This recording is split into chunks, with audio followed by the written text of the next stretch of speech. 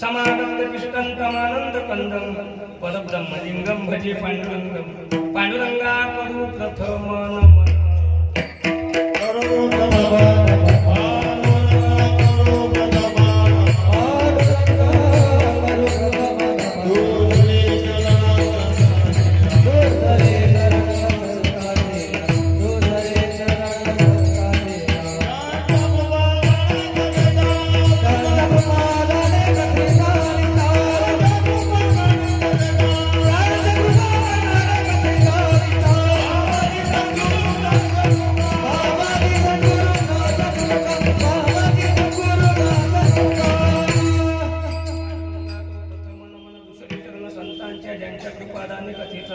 बाबाजी सद्गुरु दासुका मनोजवं मारुततुल्य वेगं जितेन्द्रियं बुद्धिमतां वरिष्ठं वातात्मजं मानवीतं मुख्यं श्रीरामदूतं शरणं प्रपद्ये नागेन्द्रहराय त्रिलोचनाय भस्मङ्गरागाय महेश्वराय नित्याय शुद्धाय दिगंबराय तस्मै नकाराय नमः शिवाय शरदिन्दु समाकारे परब्रह्म स्वरूपिणी वासरा पीठनिधे सरस्वती नमोस्तुते यच्चावतन सकल शास्त्राणि भूषितं महामङ्गलं जायते संस्कृतास्थित सम्मते नाम रामायणाधि नमो नमः विठ्ठल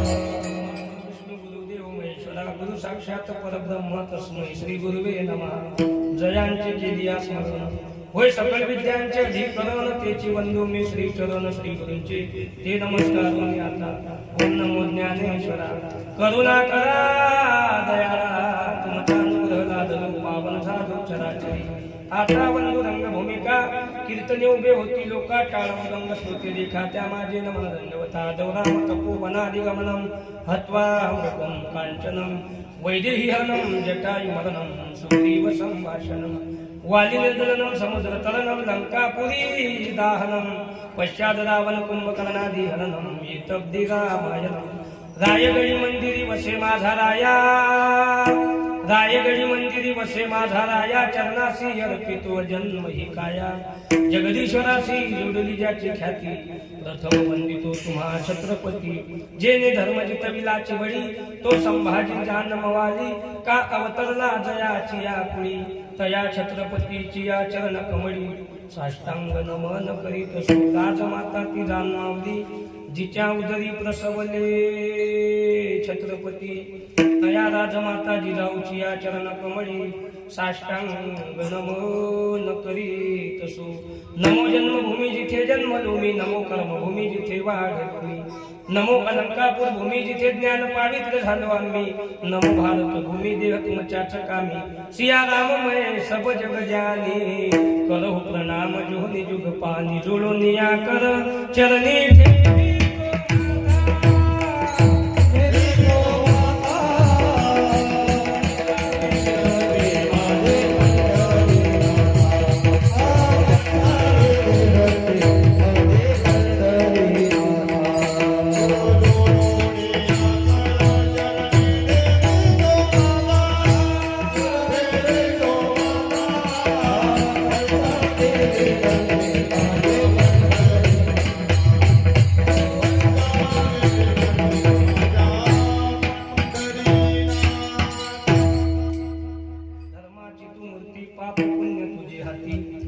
सोडवी दातारा कर्मापासून दुस्तरा अखिल कोटी ब्रह्मांड नायक अखिल गुणनिदान करुणा नायक भक्तवान चित्त स्वरूप श्री पांडुरंगरायांच्या चरणी सेवा समर्पित करण्याकरता संत गजानन बाबांच्या चरणी सेवा समर्पित करण्याकरता रामभक्त हनुमंतरायांच्या चरणी सेवा समर्पित करण्याकरता आदिशक्ती मुक्ताबाई ज्ञानोबाराय तुकोबाराय चोखोबाराय नामदेवराय नाथ बाबा सावता महाराज सेना महाराज कबीर महाराज नरहरी महाराज गुरुबा काका जोग महाराज मोदी बाबा व्यक्ती बाबा सेवालाल महाराज सर्वत्र संत मंडळी आणि गावकरी सज्जन उपस्थिती माता भगिनी तथा आमच्या या ठिकाणी उपस्थित असणारी सर्वत्र टाळकरी मंडळी मृदंगाचार्य महाराज गायनाचार्य भालदार चौकदार विनेकरी पहारेकरी साऊंड सिस्टीम वाले नियोजन करणारी कमिटी बाहेर गावावरून आलेले टाळकरी माळकरी जाणते पारमार्थिक महाराज मंडळी श्रोती मंडळी कथाकार कीर्तनकार अन्नदान करणारे सौजन्य घेणारे वर्गणी देणारे कीर्तनात येणारे न येणारे, घरून ऐकणारे, मंडपातून ऐकणारे, बाहेरून ऐकणारे, खाली बसणारे, खुर्चीवरचे, सर्वांच्या समवेत उपस्थितीमध्ये कीर्तन रूपी सेवेकरता घेतलेला अभंग समर्थ सद्गुरू हिंदू हृदय सम्राट विश्ववंदे महाराष्ट्र भूषण छत्रपती शिवाजी महाराजांचे गुरु असलेले जगद्गुरु तुकोबाराय यांच्या गाथ्यातील 4 चरणाचा अभंग सेवेकरता घेतलेला आहे.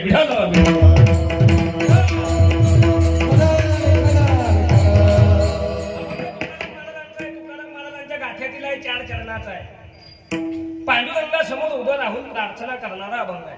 प्रार्थना करणारे कोण आहे? प्रार्थना करतात कोणासमोर? प्रार्थना कोणती करतात? प्रार्थना करणारे तुकोबार आहे. प्रार्थना केली भगवंतासमोर, जी केली ते आजच्या अभंगात आहे. विठ्ठल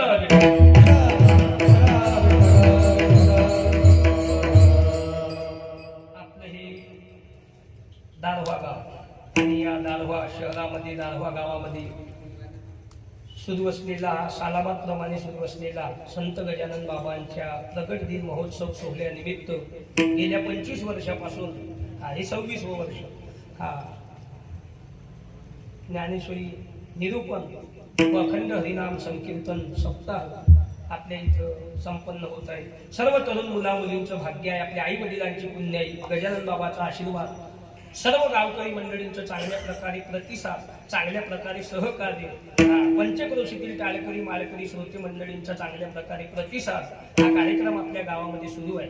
आणि याही वर्षी 26वं वर्ष तेवढ्याच थाटात तेवढ्याच सुंदर अशा प्रकारे या ठिकाणी नियोजन करण्यात आलं.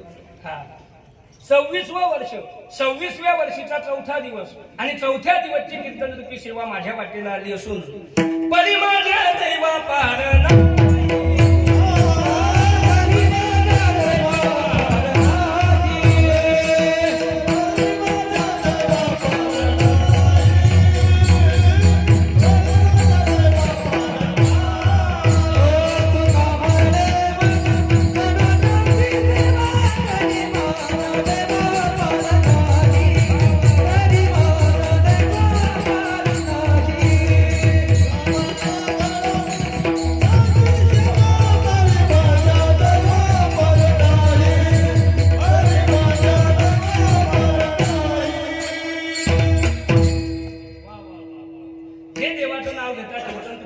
भगवंताची भक्ती करतात, रोज मंदिरात जातात, कथेत येतात, कीर्तनात येतात, ज्ञानेश्वरी ऐकायला येतात, त्यांचा हरिक देवाने वाटत असते. आणि तुकाराम महाराज म्हणता असे जे कोणी आहे देवाचं नाव घेणारे, कीर्तन प्रवचन ऐकणारे, भगवंताची भक्ती करणारे, रोज मंदिरात जाणारे, कीर्तनात येणारे, त्यांची सेवा जर माझ्या हातून घडली तर परी माझ्या दैवा पार नाही.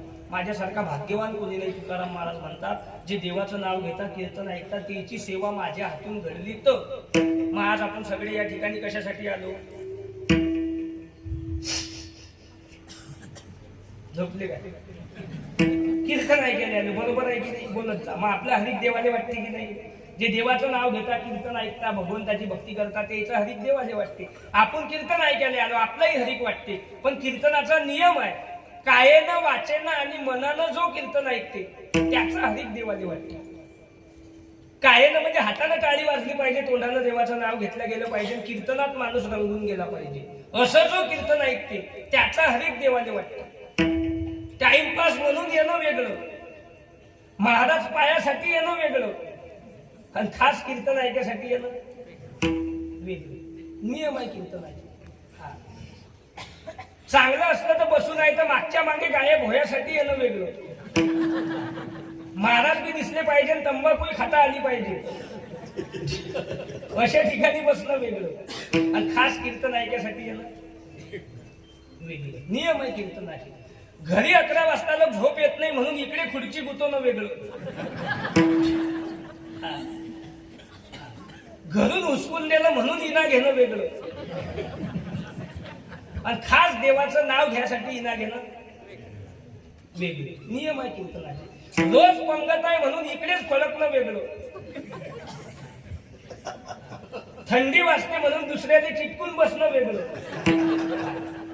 चांगली चप्पल असली तर गायब करण्यासाठी येणं वेगळं, आणि खास कीर्तन ऐकायसाठी येणं वेगळं. नियम आहे कीर्तनाचे. कीर्तनाचा नियम असा आहे, तुम्ही जर 2 तास कायेनं वाचेनं आणि मनानं कीर्तन ऐकलं, इथं हा स्वर्ग आहे, हेच वैकुंठ आहे. इथं कीर्तनात वर काही नाही. वर वर काय आहे हे मी तुम्हाला सांगलं असतं, पण मी अजून गेलो नाही. ज्या वक्ती मी वर जाईल त्या वक्ती तुम्ही मिस कॉल मारता. मग मी सांगित मागे कोण कसं यायचं. टेन्शनच घ्यायचं नाही मला. 2 तास आगाचं पाणी झालं पाहिजे. सांगणाऱ्याचे बी, ऐकणाऱ्याचे बी, म्हणणाऱ्याचे. नाही तर आमचा चालला सांगायचा धंदा, तुमचा चालला ऐकायचा धंदा. आम्ही लागलो नव्या गाड्या घ्यायला, तुम्ही लागले वावरं इकायले. सुधारता कधी. एका गावाला कीर्तन झालं, दोघं नवरा बायको घरी चालली. ती बाई त्या बोवाले म्हणे कावा आज कोणता अभंग घेतला महाराज. तो बा म्हणे काही लक्ष नाही बा, मी मागे होतो. ते बाई म्हणे काहून घेतला नाही का. हेची दान देगा देवा तुझा विसर न व्हावा. तो बा म्हणे हा हाच घेतला म्हणे. बरोबर आहे. ते बाई म्हणे तुमचं माणसाचं काम असंच आहे म्हणे, या कानाला ना ऐकता या कानाला सोडून देता. कशाने देता काय माहिती. तो बा म्हणे तुमचं बायाचं बरं आहे बुवा, दोन्ही कानाला ऐकता तोंडाला सोडून देता. जे कोणी इकून ऐकते इकून सोडून देते, कोणी दोन्ही कानाला ऐकते तोंडाला सोडून देते. पण खरा ऐकेल तो जो इथं नाही. 2 तास बिंदास बसेल, टेन्शनच घ्यायचं नाही मला. आणि आपलं कीर्तन ज्यानं ऐकलं, तुम्हाला सांगून ठेवतो, आपलं कीर्तन ज्यानं ऐकलं त्याला कमीत कमी 6 महिने अटॅक येत नाही. कमीत कमी मलिनीत सांगू तुम्हाला नाही. कारण मला सांगायचं तात्पर्य काय, काही काही लोक पहा तुम्ही एकट्यात हसतात, कधी पहा चेहरा खुश. रस्त्यानं जरी चाललं एकट्या तरी हसताना दिसेल. आणि एखाद्याला इंजेक्शन जरी देऊन आणलं हसत नाही. कीर्तनात येऊन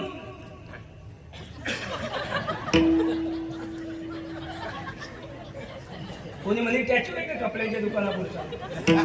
कपड्याच्या दुकानापुढे टॅचू नसते का उभा, तो असा.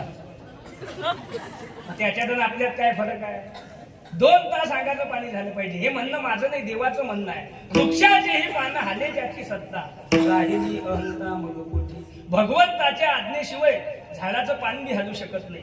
दगडातला किल्ला जर उपाशी राहत नाही, लाकडातला किल्ला जर उपाशी राहत नाही, दगडातली मुंगी जर जेवण करते, पाण्यातली मासळी जर झोप घेते, झाडावरचा पक्षी जर झोपीत खाली पडू देत नाही देव, मग आपली चिंता द्यायला नशील काय. आहेच महाराज. फक्त जिसकी रोटी उसको पुकारे दिल में रखा आराम, आणि दाने दाने पे लिखा है खाने वाले का नाम. समय से पहले और भाग्य से अधिक किसी को कुछ नहीं मिलता. म्हणून टेन्शनच घ्यायचं नाही. मी एका गावाला कीर्तन सांगलं, एक म्हातारे आबा पुढे बसेल, ती नुसतं असं करत.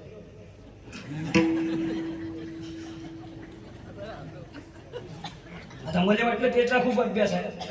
मी सगळं कीर्तन त्याला पाहून सांगतो. कीर्तन झाल्यावर म्हटलं महाराज या बाबाचा खूप अभ्यास दिसते. ते महाराज म्हणत त्याला ऐकूच येत नाही, तो रोज माना. म्हणजे कधी कधी आमचाही रॉंग नंबर लागते. मग कायेनं वाचेना आणि मनानं कीर्तन ऐकले गेलं पाहिजे असा नियम आहे. तुम्ही सगळे कायेनं वाचेना आणि मनानं ऐकसान असं मला वाटते. आणि तुम्हा सर्व मायबापांची सेवा जर माझ्या हातून घडली तर मी सुद्धा समजीन माझ्यासारखा भाग्यवान कोणी नाही.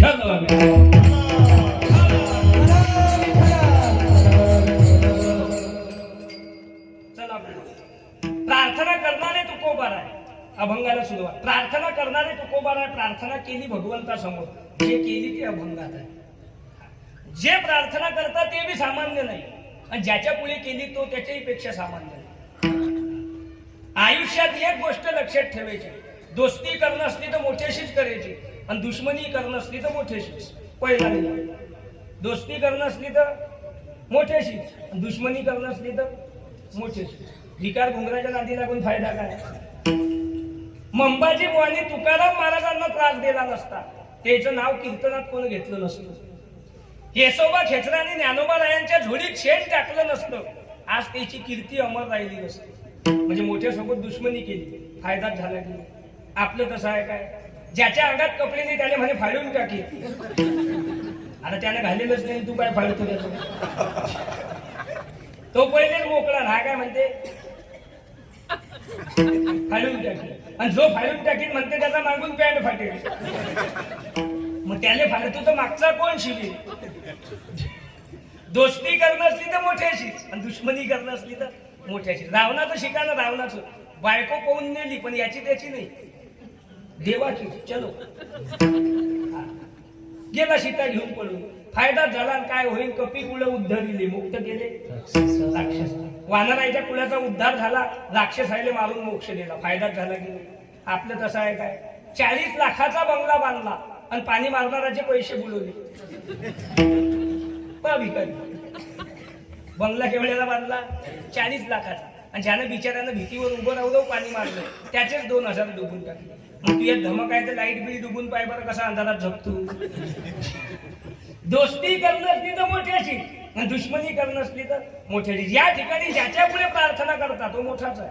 हरिमुखे म्हणा, हरिमुखे म्हणा, पुण्याची गणना कोण करी. ज्याचं नाव घेता खेपी पुण्याची गिनती कोणी करू शकत नाही.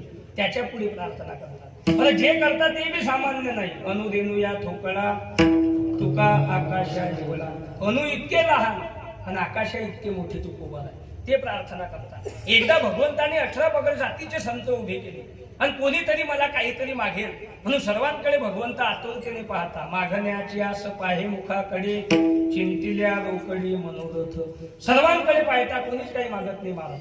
शेवटी भगवंताने एका साधूला उठून उभं केलं, आपल्या जवळ घेतलं आणि सांगितलं महाराज तुम्ही काहीतरी मागावं अशी माझी इच्छा आहे. त्या साधूनं सांगितलं देवा अरे आमच्या पिढ्या गेल्या आतापर्यंत तुला कोण काही मागितलं नाही.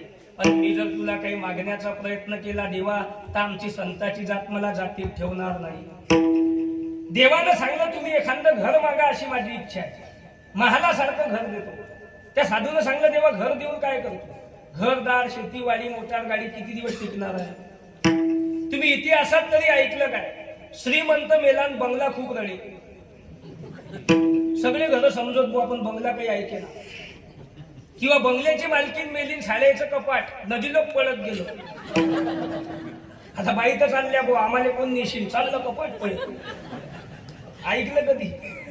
ज्या नाश पावणाऱ्या वस्तू आहे त्या आज ना उद्या नाश पावणारच आहे. त्या साधून सांगलं देवा आणि कन लगे माईक पदार्थ तेथे माझी अर्थ नको देवा.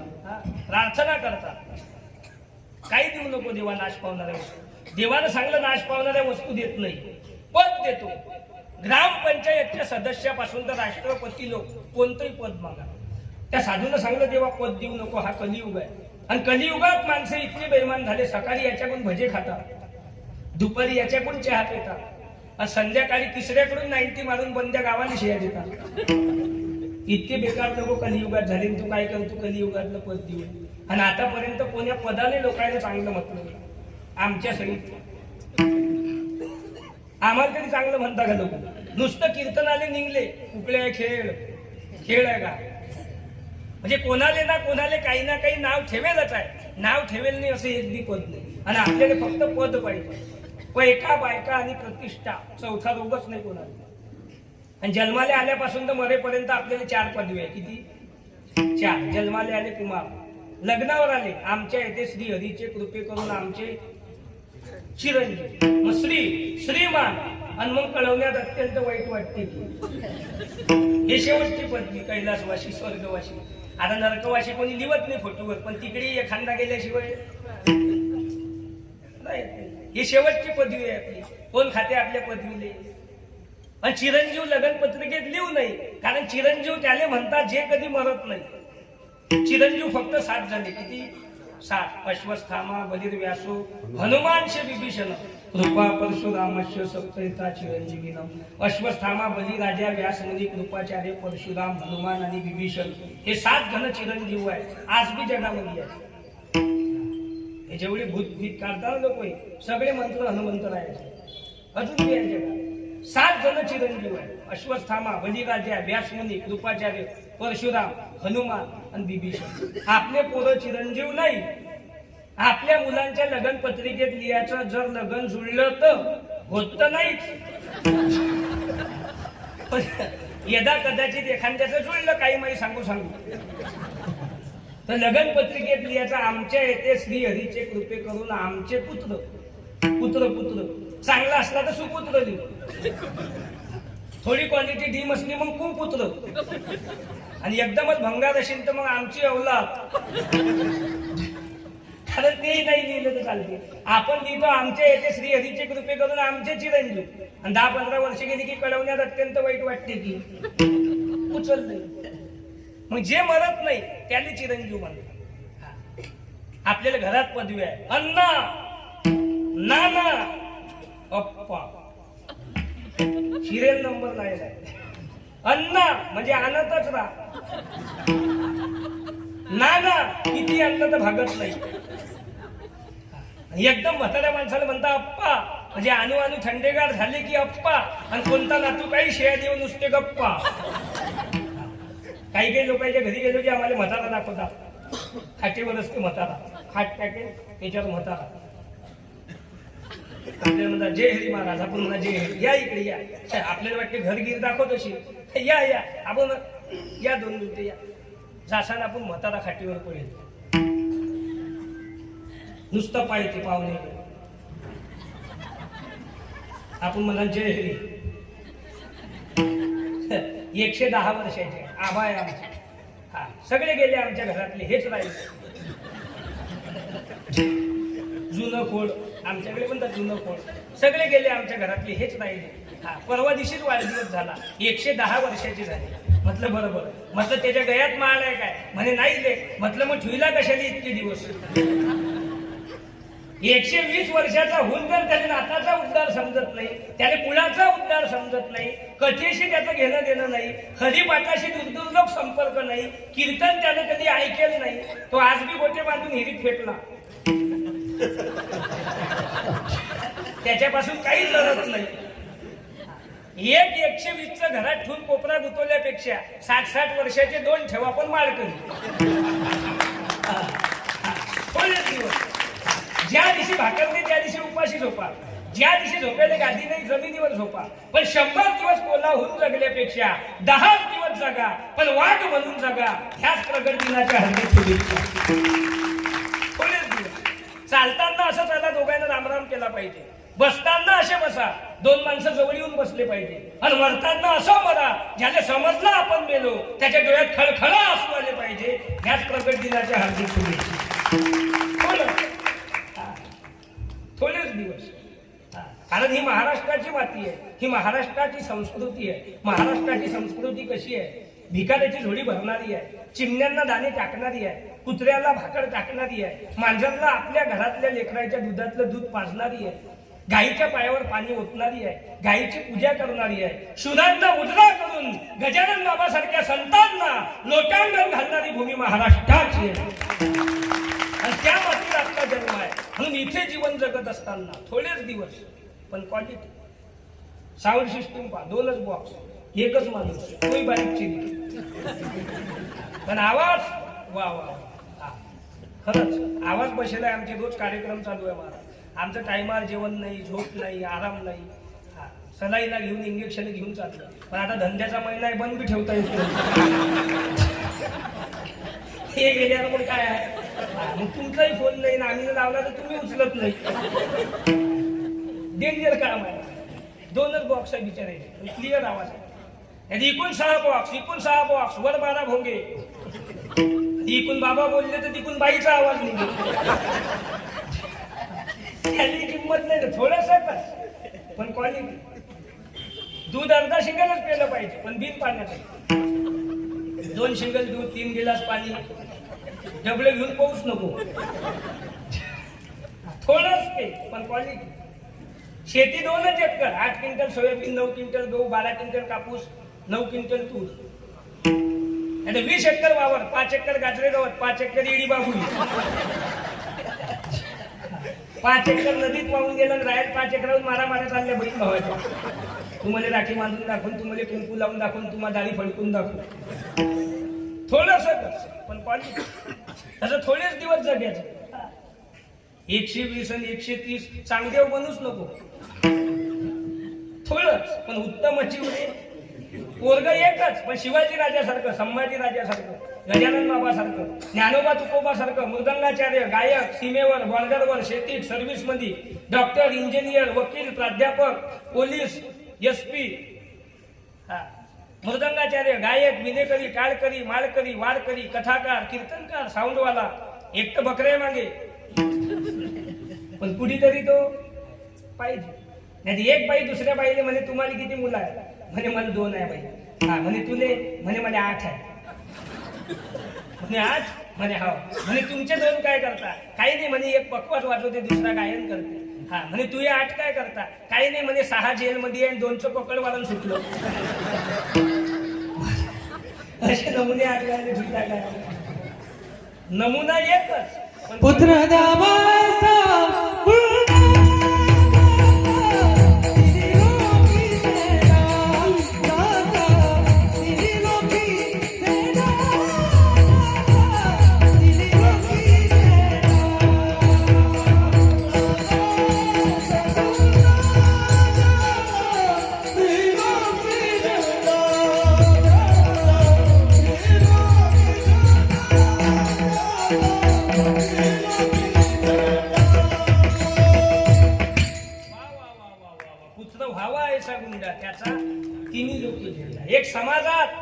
2 देवाजवळ आणि 3 आपल्या कुळात, तिन्ही लोकी झेंडा.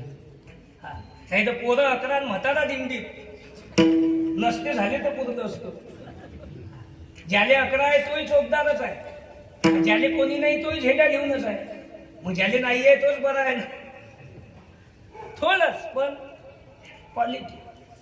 थोडेच दिवस जगायचे. शिवाजी राजे 35 वर्ष छत्रपती, संभाजी राजे 32 वर्ष धर्मवीर, तुकोबाराय 42 वर्ष जगद्गुरु, सावता महाराज 44 वर्ष संत शिरोमणी, विवेकानंद 49 वर्ष स्वामी विवेकानंद, ज्ञानोबाराय 22 वर्ष माऊली, आपला बुडा 120 अप्पा.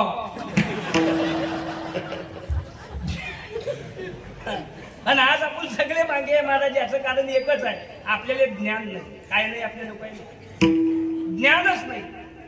ज्ञान नसल्यामुळे आपण या पदावर आहे. 2 भावाची केट चालली धुऱ्यावर, वावराचा धुरा. 40 वर्ष केट चालली कचेरी, दोघंही बेले धुरा जागेवर राहिला. पण वकिलानं स्लॅब टाकला, नवी गाडी घेतली. मग हुशार कोण? वकील. आपल्या डोकं नाही दिले कधी करीन काय.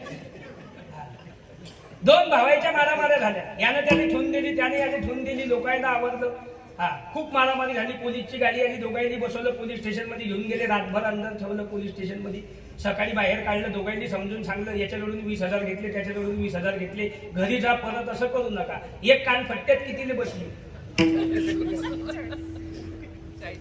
20,000 आली एक भाऊ, 40 ने 2. मग आमच्याकडे येता 5 देता 4 खाता.